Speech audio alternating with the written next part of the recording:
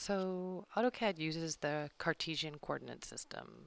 You've probably seen this in math class, and it is the same system that we use for many things, specifically programs like Google SketchUp, Rhino, AutoCAD. A lot of these programs use this system. So as you can tell here, there is a y-axis and there is an x-axis, and everything on this corner is considered positive value, where everything over here is considered a negative value. This is not unlike AutoCAD. So I'll get rid of that picture from Google, and I'll talk a little bit in relationship to AutoCAD. So over here we have something called the UCS icon. Again, here is the y-axis and here is the x-axis right here. These two arrows indicate things in the positive value, and the intersection of the two axes is 0, 0, or the point of origin. Useful to know this because a lot of the drawings will start at the point of origin. So sometimes this kind of gets in the way, and you can get rid of it by going up to View, Display, UCS icon, and hitting the on button, which now turns it off, and it is gone. But I don't recommend doing that right away. I recommend that you still have it because you need to orient yourself in model space. I'll click on, and there it is again. Um,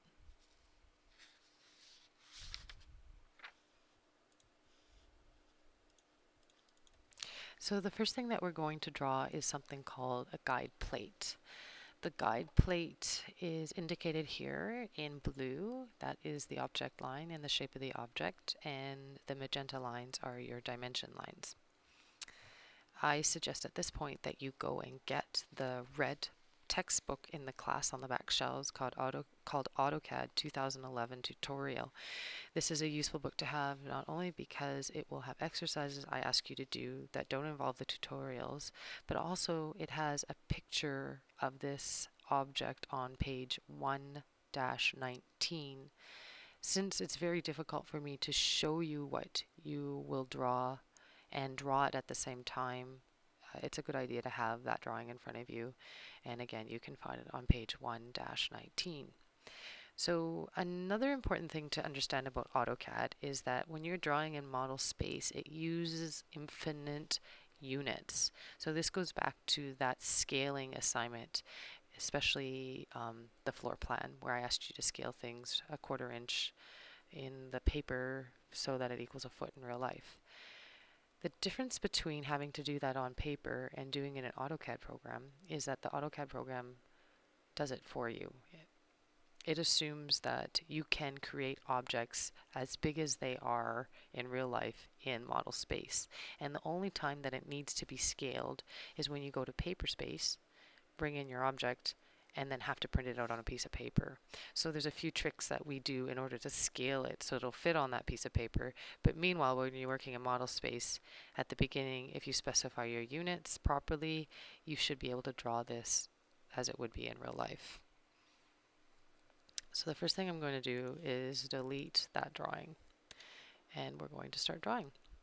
So in order to do this drawing, we're going to do two types of coordinate entry systems. One's called absolute and another one's called relative. Absolute means that when you enter the coordinates in, you are entering it always from the point of origin. Relative means that you're entering coordinates from the last point you used. So pay attention to when I'm making that distinction as I draw. The first thing we're going to do is create an absolute coordinate, and it's starting at our point of origin. So click on line, and then if you look in the command bar, it says specify the first point. Since I want to start it at the point of origin, I put 0, 0. So we're going neither up or across on the axes. And there you go. Okay, now I'm going to use an absolute coordinate, and I'm going to say I want the line to go 5.5 inches on the x-axis and 0 on the y-axis, which should create a horizontal line. Now I'm going to use a relative coordinate, which means I'm specifying the line from the last point I entered. And the way you do this is you use Shift and the at key. In this case, we want it to go 0 on the x-axis and 2.5 on the y-axis. And there you go. Okay, now we're going to do an absolute coordinate. One of the key things is that it has not got an at sign in front of it. So it's going to be 8 on the x-axis and 2.5 on the y. There you go.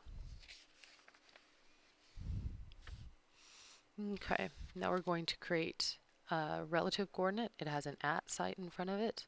It has got a 3 and a little different here. We're going to put angle sign, and then we're going to use the word 90. Okay, so the distance is 3 inches with an angle of 90 degrees from the point of origin. And there you go, it's starting to look like what we want to see. Okay, we're going to specify our next point. So since now we're using a relative coordinate and we're going back towards the y-axis, we start using negative coordinates.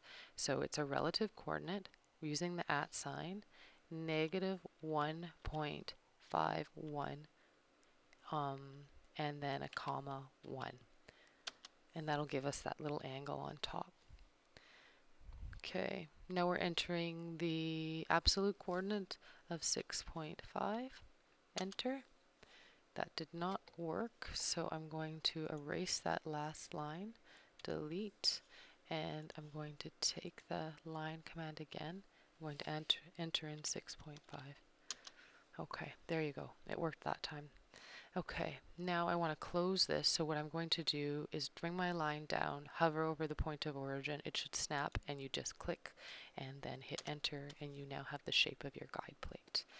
If you don't like the color of your guide plate and you want your object lines to be blue, you can highlight the shape and then right click, go all the way down to properties, and it'll bring up all the properties of the lines that you just created. If you want to change the color, you hit color, put blue, and it turns blue. If you want to change the line weight, you can do the same thing by, let's make it obvious, now it's 0.5, and you just come up here and escape, and now you've got a thicker blue line. Okay, the next thing we want to do is create the circles of your guide plate. So you get up to draw, click on circle, and circle gives you 6 different options in order to create a circle. In this case, we're going to do a very simple one. It's called center diameter. So center diameter comes up, and then it will ask you to specify the place where you want to put the circle, so where the center of the circle will be. In this case, it is 2.5, comma 3, and that's exactly where we want it. So we want it to be a diameter. Next, it's going to ask you down in the command box the diameter of the circle. In this case, the diameter is 2.5. Okay, and there you have your first circle. All right, so if you want to recreate a circle, just like before, you hit the space bar and it'll ask you to specify the center point of your circle. In this case, we're going to use the relative coordinate, so it has an and in front of it. It's 2.5, comma 2, and that should give us the point at which the second circle will be. So now it's going to give us the diameter, and the diameter of this circle is 1.5. And that is not right. Oh, because it's giving us radius. So let's see if we can edit, undo circle, give her command again. Redo center diameter. Okay, so we're going back into circle.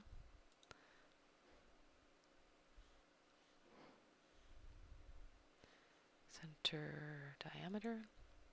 So here, because now we've lost our relative point, I'm going to do something called construction lines in order to find the center of my second circle. So I can do that by taking a line and hitting 5 and entering. Okay, and then I can go down. I'm going to put on sorry, not my polar, my ortho. I will go down 1.5, enter. And it's also another way that you can create or find where geometry can be placed. So escape out of that. Again, it's not as elegant, but it allows you to do this. So we'll go back up to draw, click circle, on point, and there you have your location.